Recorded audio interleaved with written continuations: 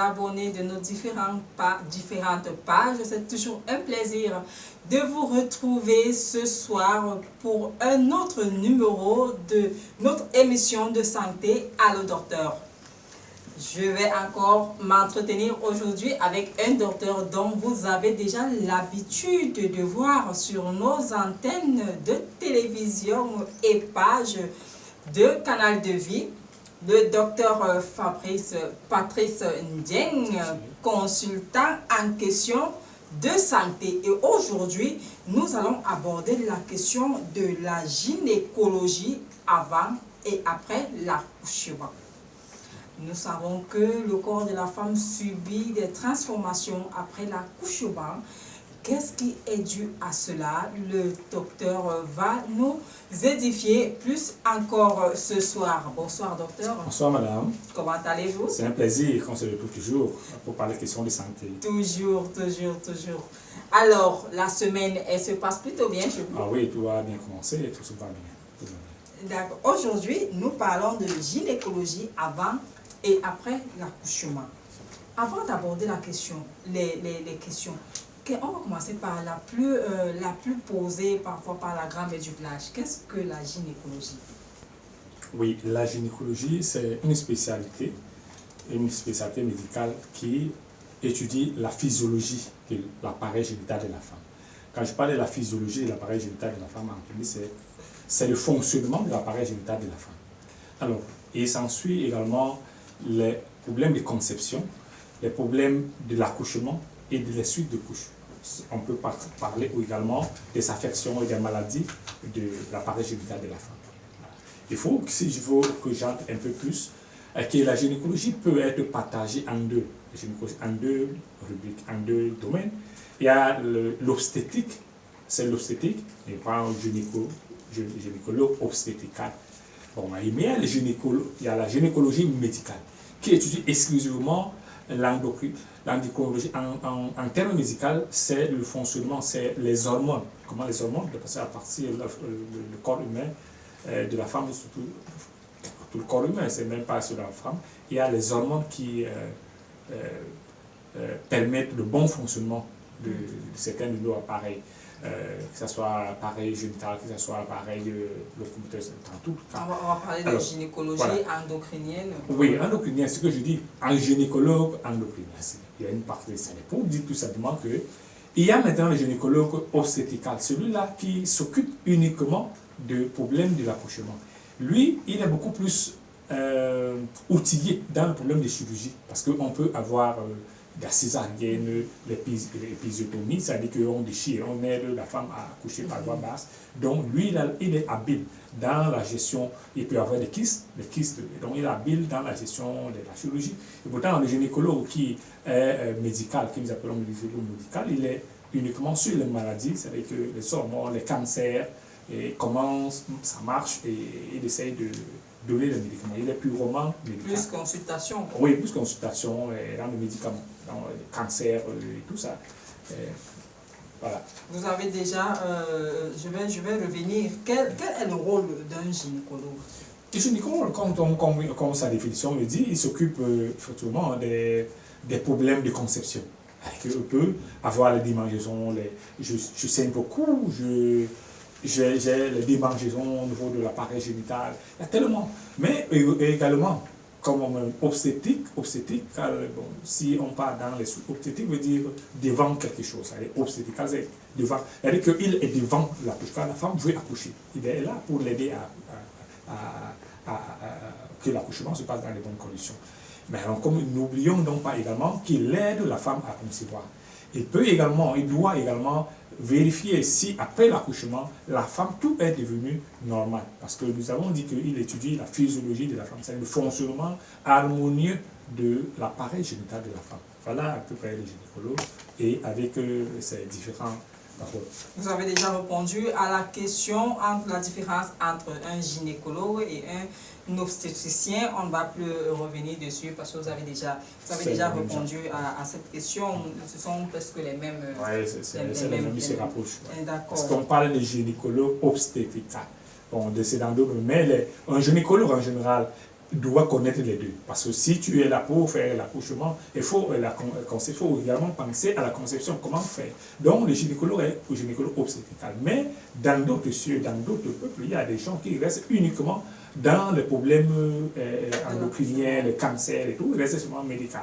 Et pour donner les médicaments, comment faire pour endiguer tel cancer, ainsi de suite. Alors que celui qui est dans l'obstétrique s'assure que la femme va accoucher et il est devant lui pour accueillir l'enfant et tout ce qui est tout de suite de couche et que la femme se porte bien, même après avant et après l'accouchement. Et ça dit que le gynécologue ou la gynécologue ne sont pas juste là en cas de grossesse. On peut aller chez le gynécologue même sans être enceinte. Justement, c'est ça que je suis en train de dire. On peut, par exemple, si une femme veut concevoir, il va aller voir qui veut concevoir. Il a des problèmes hormonaux, peut-être il a un déficit hormonal, quelque chose comme ça. Il est obligé d'aller chez le gynécologue qui va lui dire, voilà les médicaments, voilà ce qu'il te faut, te prescrire des médicaments pour que tu puisses concevoir. En ce moment-là, il te suit pendant que tu es enceinte et le moment où tu accouches, il est là toujours et après, il va vérifier, qu'on appelle suite de couche, il va vérifier si tout est revenu à la normale pour attendre les prochaines accouchements, prochaines conceptions. Bon, je vais poser un peu une question, je ne sais pas si elle sera bizarre ou alors, je ne sais pas comment vous allez la trouver, mais j'aimerais savoir quelles sont les qualités d'un bon gynécologue. Les qualités d'un bon gynécologue, ce n'est pas une spécificité du gynécologue seulement. Les qualités d'un médecin, d'un personnel de santé en général, d'abord le bon sens. Et gynécologue, surtout nous, le gynécologue, parce que vous insistez sur le gynécologue, lui, il doit avoir la disponibilité. Parce que oui, les femmes accouchent à 3 h du matin et on t'appelle. Est-ce que faut-il dire que je ne suis pas là, je suis en voyage? C'est la conscience professionnelle. Est-ce que faut-il que je suis le seul médecin gynécologue du quartier ou bien de la ville ou bien de l'arrondissement? On t'appelle et tu dis que je suis à Yaoundé et pourtant vous êtes là. Donc la première qualité d'un gynécologue surtout c'est la disponibilité.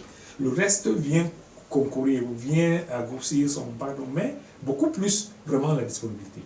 Le reste, est-ce qu'il a bien fait ses études? Il a le bon sens, vraiment bien. La disponibilité est, je vais dire, la qualité fondamentale. Est-ce que les hommes aussi partent voir le gynécologue? Les gens ont tendance à confondre, parce qu'il faut dire que l'homme ne peut être appelé à consulter un gynécologue, mais en relation avec sa femme. Mais pour dire tout simplement que quand l'homme a un problème, il voit l'urologue. Hein. Parce que l'appareil génital de l'homme est combiné. Combiné, c'est là où les urines sortent, c'est là où. Donc c'est l'urologue qui voit, qui peut bien gérer le problème. Maintenant, un homme peut, parce que sa femme a un problème de fécondité, il ne parvient pas à avoir l'enfant.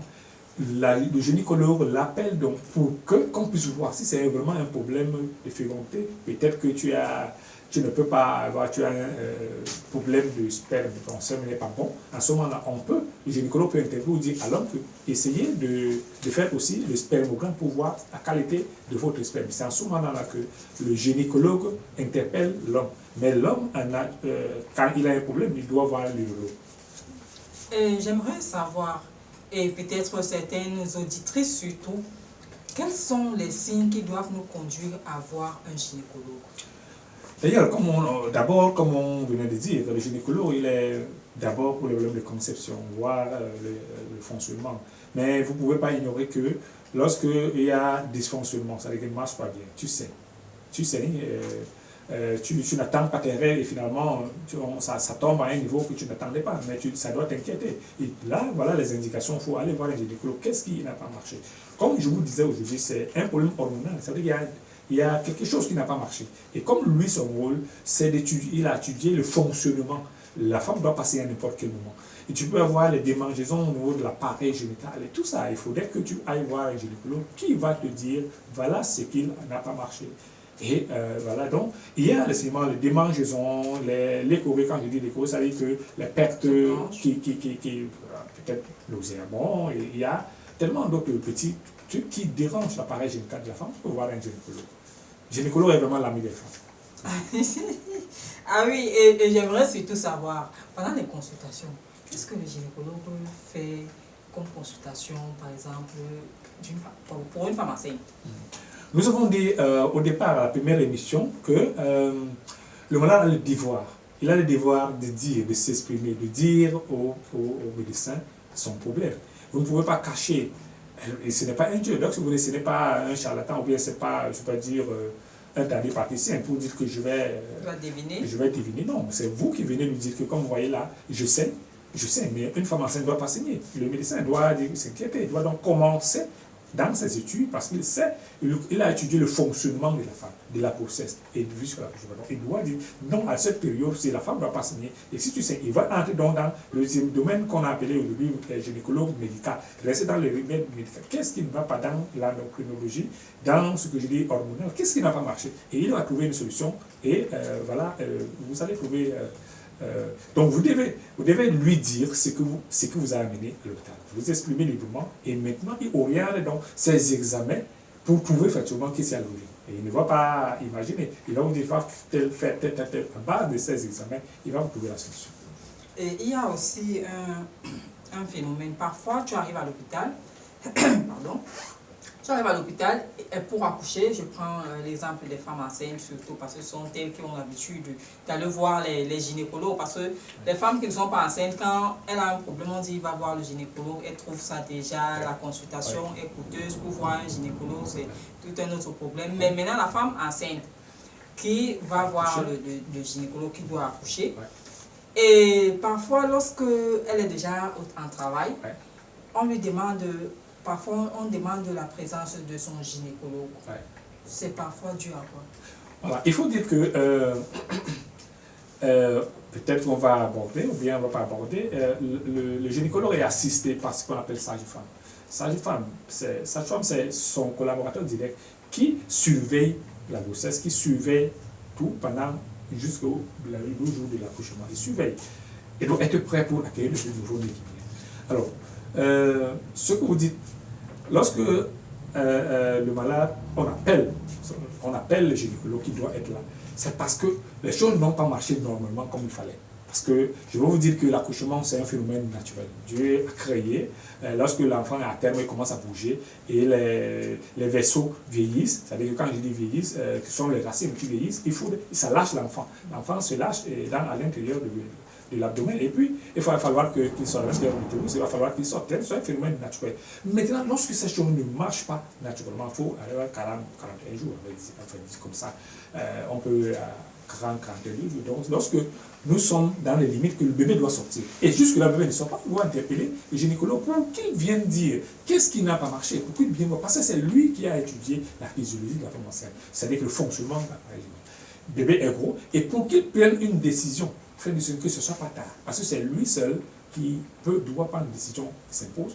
Une césarienne, non laisser couler, mettez tel médicament pour booster la contraction, pour pousser l'enfant. Il ne faut pas qu'on se perde, parce qu'il y a toujours cette guerre de leadership qui arrive entre le gynécologue et la sage-femme, qui fait également des accouchements, qui peut conduire un accouchement. Mais la personne qui a la décision finale, c'est le gynécologue. C'est ça qu'on l'appelle lorsque tout n'a pas marché comme prévu.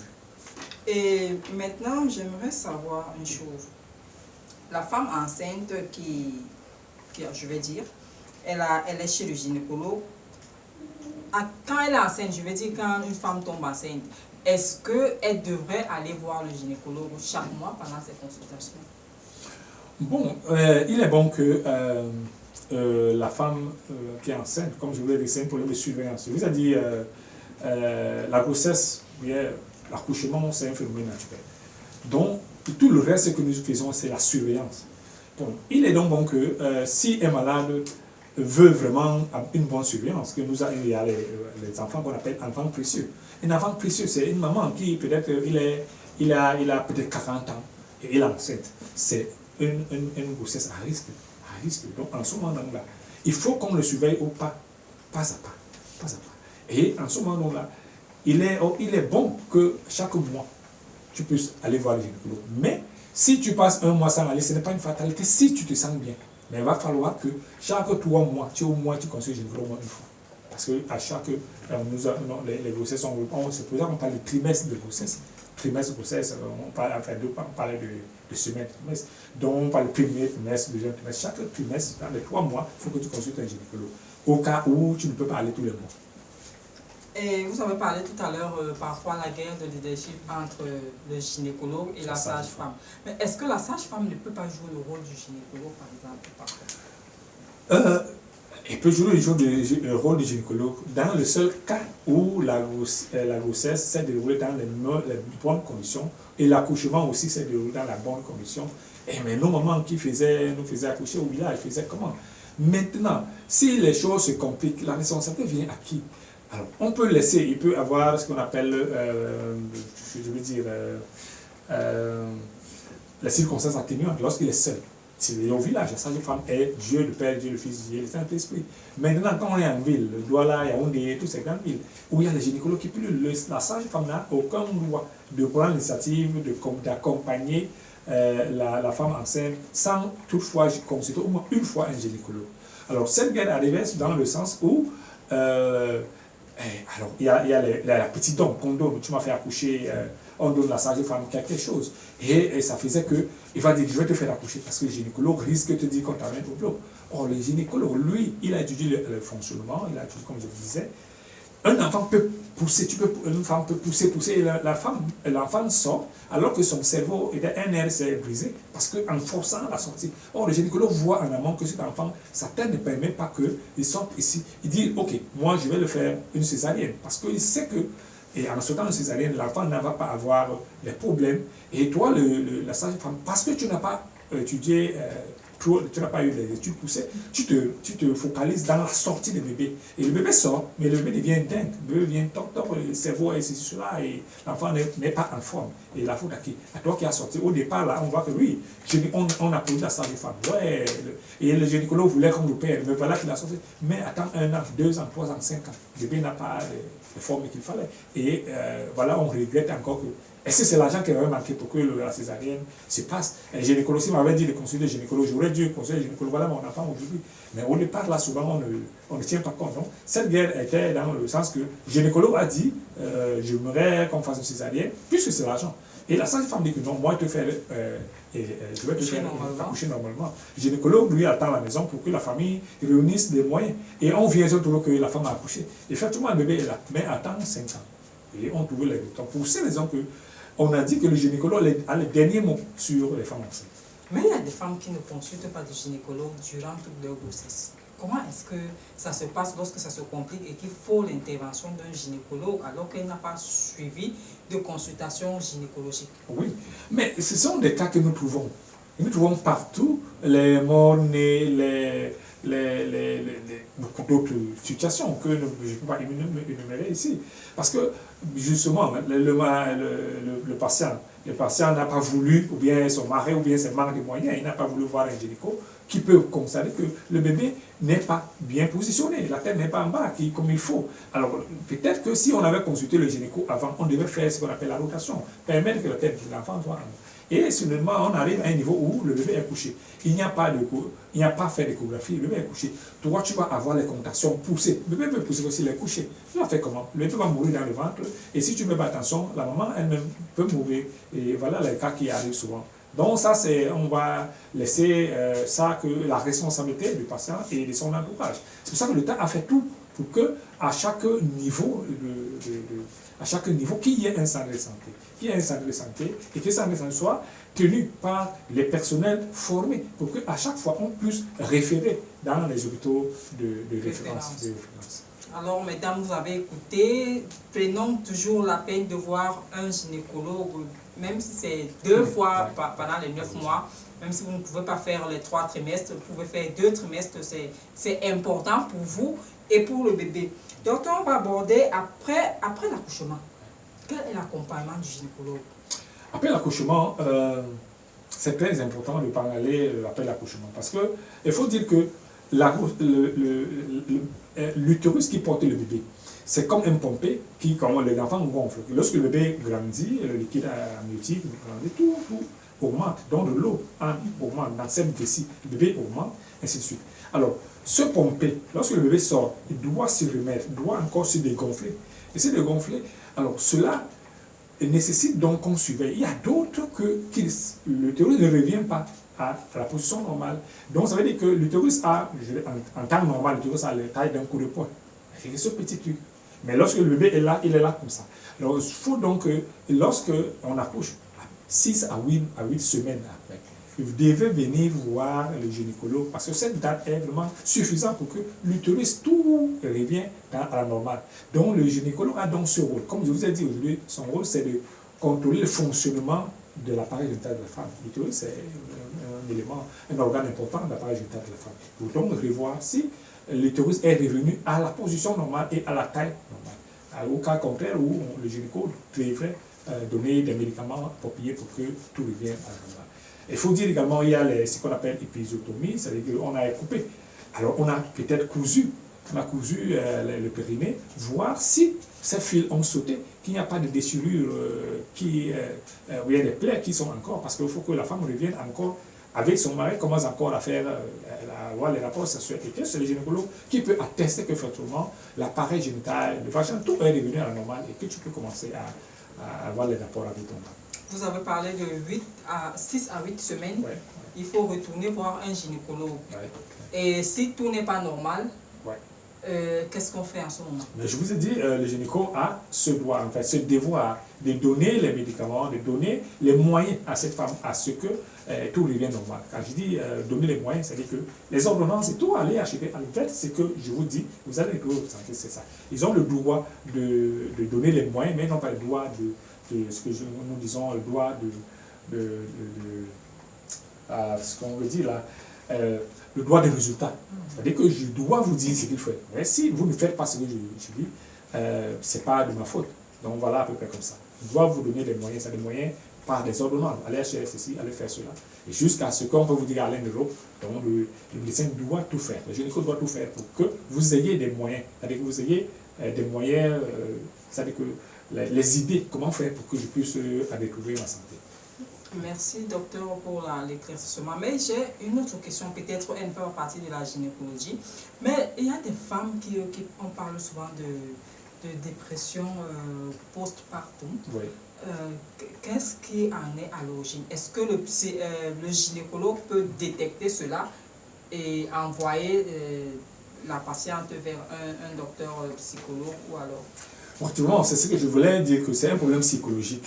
Mais il faut dire que tous ces médecins, nous sommes édifiés d'un problème psychologique. Tout le monde a étudié la psychologie. Alors, mais nous allons commencer. Tout le monde tu peux dire quelque chose sur ça. Maintenant, au cas où jusque-là ça ne va pas, les psychologues, eux, ils ont plus d'autres techniques qui peuvent aider, qui peuvent relayer à cela. Donc, il faut dire que ces problèmes de dépression, on en trouve, hein, parce qu'une dame qui elle était enceinte, peut-être que son mari était là à côté, après, subitement, son mari disparaît. Il se dit, mais comment, qui va évoluer, qui va élever mon enfant? Et des fois, il tombe dans une dépression et peut même, si on ne contrôle pas, jeter même l'enfant. Donc, voilà autant de choses qui arrivent. Donc, le gynéco lui-même commence d'abord par dire quelque chose à cette femme. Et le service social et tout ce qui entoure, comme je vous disais, ne sont pas seulement pour nous sommes aussi également pour éduquer et prévenir. Nous avons trois rôles, la guérison et la promotion et la prévention. Le personnel de santé a son devoir, c'est de promouvoir. Promouvoir, c'est valoriser. Nous avons le devoir de guérir et donner la guérison et éventuellement la prévention. Donc voilà ce que je voulais dire encore. D'accord, docteur. J'espère, mesdames, que vous écoutez et que vous mettrez en pratique les conseils du docteur, surtout les femmes enceintes. Et pas seulement les femmes enceintes, parce qu'il n'y a pas que les femmes enceintes qui consultent les gynécologues, même les femmes qui ne sont pas enceintes, qui cherchent les enfants, même les femmes qui ont des maladies, merci docteur, et qui ne savent pas vraiment ce qui en résulte. On a parlé vous avez parlé des Corée. Oui, les Corée, des pertes qui nauséabondes, les pertes. Voilà, lorsque vous sentez que vous faites des pertes à chaque minute, à chaque seconde et nauséabondes, vous pouvez vous rapprocher d'un gynécologue. C'est vrai qu'avec la consultation et la conjoncture, le moyen, on n'arrive pas souvent à aller voir un docteur parce que c'est difficile. Oui, oui. Mais il faut dire que la grossesse, c'est 9 mois. En 9 mois, la personne qui a mis la grossesse, c'est un problème de responsabilité. C'est pour ces raisons que les gens doivent se préparer. On ne doit pas tomber enceinte comme ça. Lorsqu'on tombe enceinte, on commence à se préparer. Parce que le bébé n'a pas choisi de venir. C'est vous qui avez voulu qu'il vienne. Donc les gens doivent mettre les moyens et attendre pour attendre le nouveau bébé. Sur ce côté, vous avez raison, docteur. Mais là, je parle par exemple d'une femme qui n'est pas enceinte. Ouais. Elle a juste des malaises, Oui, comme le courrier, comme vous avez dit, peut-être Ouais. des saignements inattendus, Des mangeaisons. des voilà. Les kystes du sein. Il y a les kystes, beaucoup d'autres choses qui peuvent déranger l'appareil génital de la femme, en fait, la physiologie de la femme, qui cherche peut-être aussi à concevoir un jour. Voilà. Donc, parfois, ça peut vraiment arriver à l'hôpital. Parfois, l'ordonnance même te décourage. Et les moyens, quand tu vois que tes poches ne répondent pas, comme on dit au quartier, tu te retrouves en train de prendre du n'importe quoi. Mais mesdames, il faut toujours aller à l'hôpital. J'ai l'habitude de dire dans l'émission de santé, à le docteur, il faut toujours consulter un spécialiste. Parce que chaque professionnel de santé est un spécialiste à son domaine. Lorsqu'on a un problème médical, il faut d'abord se rendre à l'hôpital. Qu'on voit que ce n'est pas possible à l'hôpital avant de prendre certains moyens de recours. Donc, c'est assez clair avec le docteur sur la question de gynécologie, surtout avant et après la grossesse.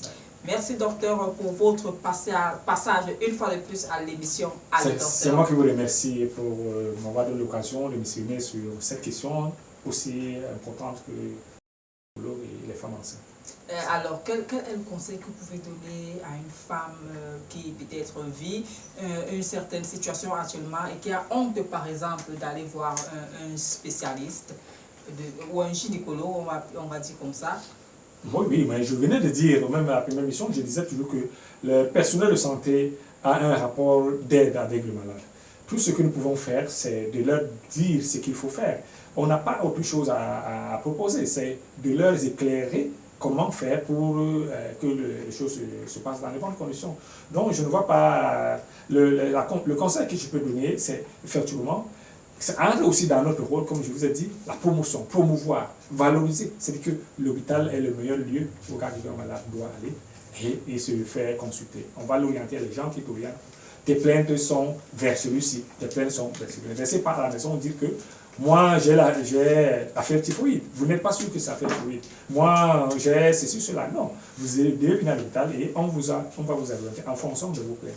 Bon, moi, je vais parler, par exemple, d'une femme qui a les pertes nauséabondes, par exemple. Elle n'a pas le courage d'aller voir un gynécologue du peur des jugements. Parfois, on arrive à voir un spécialiste. Parfois, il est désagréable. Parfois, il juge d'abord le patient et tout. Quelles sont les motivations que vous pouvez lui donner pour Mais justement, nous avons également abordé ce problème pour dire tout simplement que les gynécologues ou bien les personnes de santé ont le droit de garder le secret professionnel, la discrimination. Nous avons évoqué tout ça, que le malade doit veiller à ce que cela soit respecté. Il ne devrait donc pas avoir peur d'aller, parce qu'il sait qu'il a le droit de décrier, de dénoncer la personne qui va divulguer son secret professionnel. Donc moi je crois que nous avons... Si on se tient sur le malade, c'est qu'il a le droit. Il ne doit donc plus avoir peur. Il peut choisir le médecin qu'il veut, parce que nous avons dit aujourd'hui l'autre jour qu'il peut choisir le médecin qu'il veut. Donc, du coup, il ne doit pas avoir peur. Chacun doit toujours avoir un confident et qui peut dire quelque chose et la vie continue. Alors, mesdames, vous qui êtes à la maison et que vous souffrez d'une quelconque maladie reliée à un gynécologue, n'ayez pas peur, allez dans les hôpitaux. Nous avons vu dans les précédentes éditions que le malade a ses droits et vous pouvez aller voir un gynécologue sans crainte. Merci, docteur, pour votre passage une fois de plus dans notre émission à le docteur.